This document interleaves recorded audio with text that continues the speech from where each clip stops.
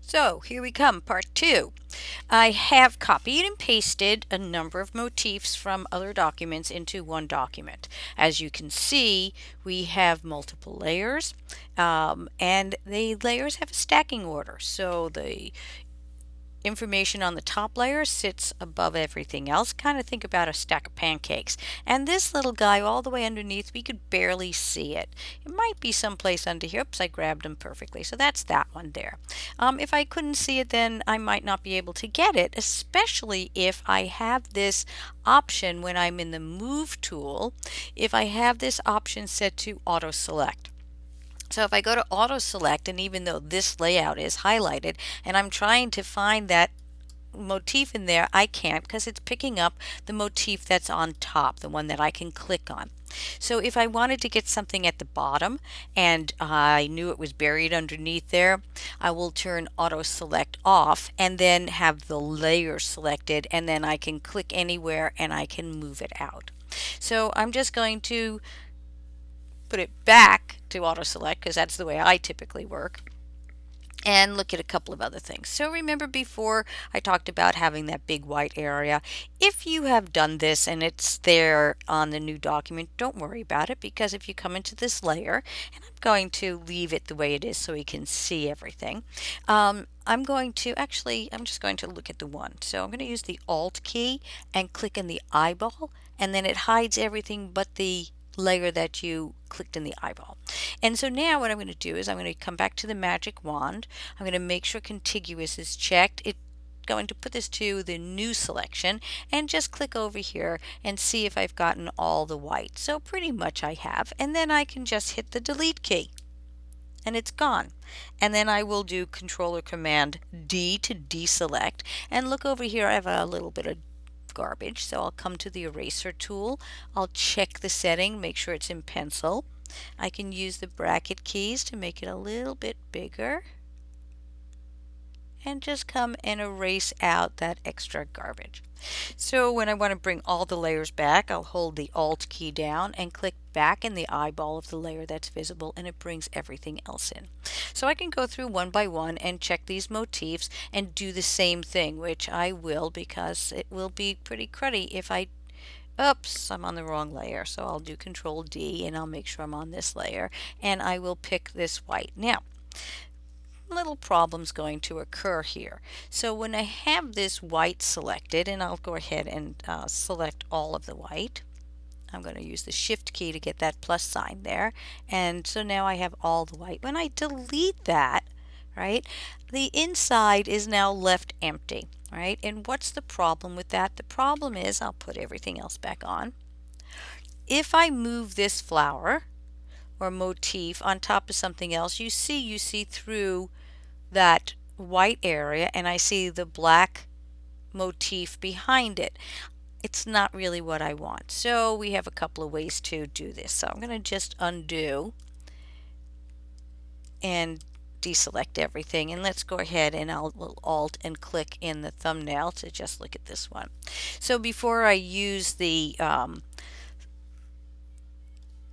magic wand, I'm going to come in here and say I'll do the same thing, and I'll add to it. I can either come up here or hold the Shift key down, get the plus sign, and click. And I'm going to zoom in a little bit so we can see what I'm doing.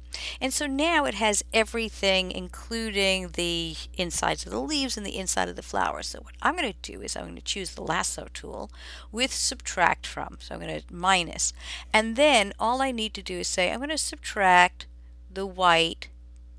And if I don't want to do the whole thing, I can just do part of it. So I draw this big circle, and now the edge is over here. And I can do the same thing this way. And if it's too much to do one big stroke, just keep on doing it little by little so that you can control what you need to control. Okay? And you can fix it up when you notice you've made little errors. It's okay.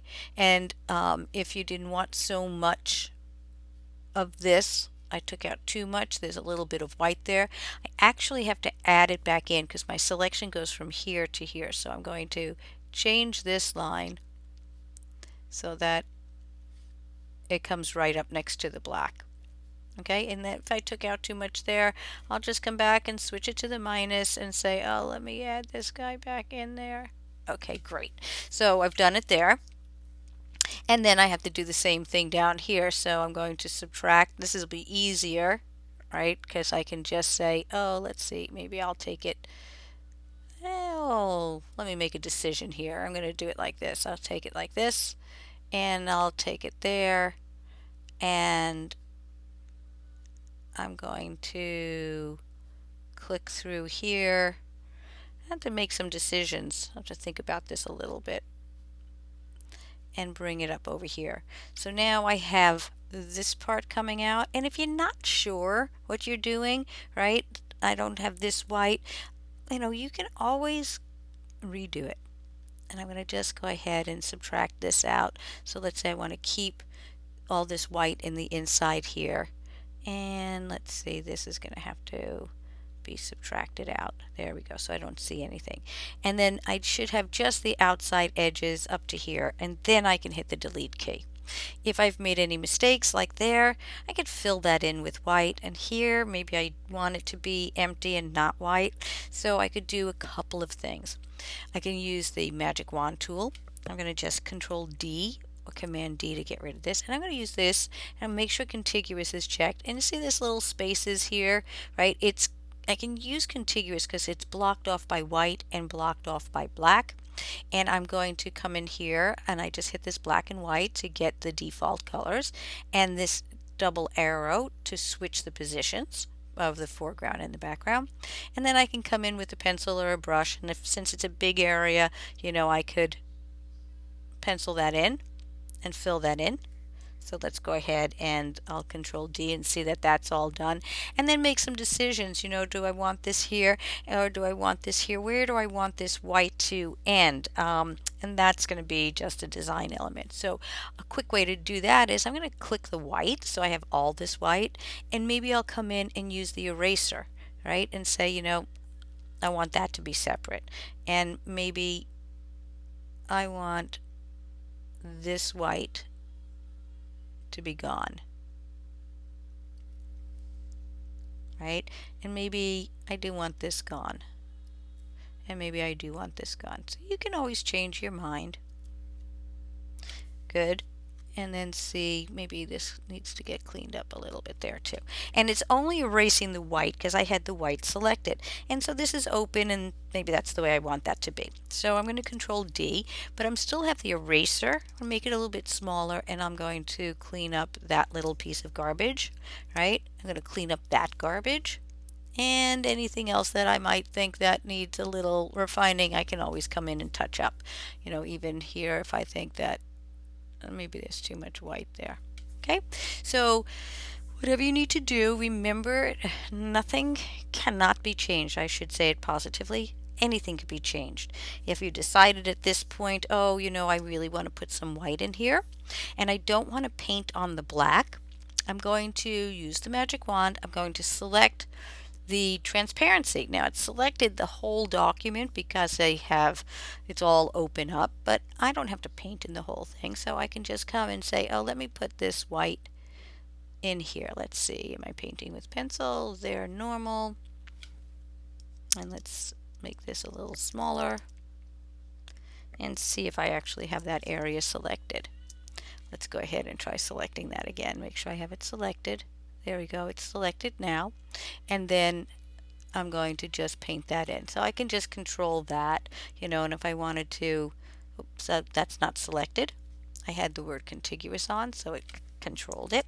So if I come back in and I wanted to say, oh, let me add some more white in here, I now touched on the transparency, and I can come in here and maybe have it come up to the edge there. I kind of like that. So it's kind of the center of the veins. I don't know, I might want to put some more back in here and connect this stuff up.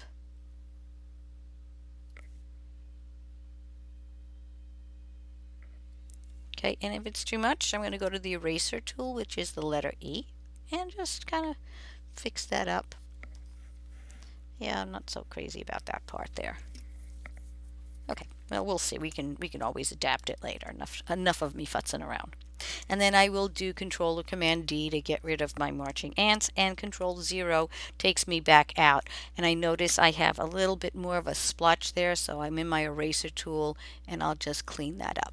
So it's important to go out, zooming in and out, so you can work closely or you can move about as you need. So with each one of these, I'm going to need to do any sort of cleanup, right? So if I come over here, I wanted to show you, I could come in, make sure contiguous is checked, and I will click over here. Oops, I'm on the wrong layer. Always happens to me, so I'm going to find this layer and click on there and see how much I have gotten. I'm just going to hit the delete key and see if I did an okay job. I did a pretty okay job. We do have some transparency in here that I may want to fill in.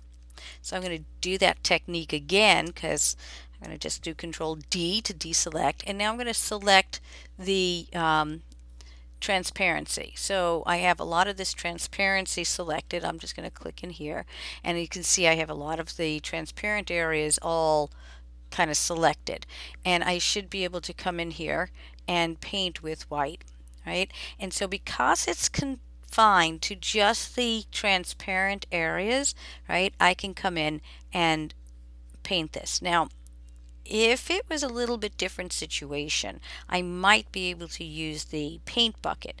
But if when I made the selection of the white from the outside and it came to the inside, there is a breach of the edge someplace, and it looks like it would be right here. Right? So watch this. So instead of me having to come in here and paint all this stuff in, right? And I'm just going to undo that. What I'm going to do is I'm going to make it small. I'm going to build a little wall because I want this to be white but not this area in here. So I'm going to build like a little wall. I don't know if you can see that. I'm just painting this in with white. And so I have blocked, I'm going to zoom in so you can see it. I have blocked off that edge, and I'm going to do Control D. Now, when we use the paint bucket, what's beautiful about the paint bucket is it fills until it meets boundaries. So I just closed up this edge. We're going to see if that boundary works. I'm also going to use another color so we can see it rather clearly. So I just put red in there. I can always change it back to white. And then I'm going to come underneath the gradient tool is the paint bucket. And I'm going to just click. I'm going to say be contiguous, meaning if I here's what happens if I don't have contiguous on and I click here, everything turns red, as you can see in the thumbnail. But if I put on contiguous and I click here, it's confined to the areas that are touching, right? So it was blocked by white here. And so then I can just go ahead and change the red to white. So I use the red. Let me just hit the escape key so I could see where I was working and if I was successful. And we'll hit the Z key to zoom and just check these other areas. Okay, so that looks better. Oops, it looks like I have a little bit more work to do here, correct? Yes. And so I'm going to follow this shape and see if there's an opening. So you can see it's opened here. And I could paint with either black or white or anything I want. And I'm just going to close this little section up here, right? And close this little section up here, as well as this section. So any place that I want to contain the white or contain a color, I'm going to close it up. And even like here, if I didn't want that to be an open slot. And then come back in and make sure you have white, and then contiguous is checked, and then I'm going to click over here. And so it filled all this in. I can click there and I can click there. So it didn't fill those other areas in because I had contiguous selected.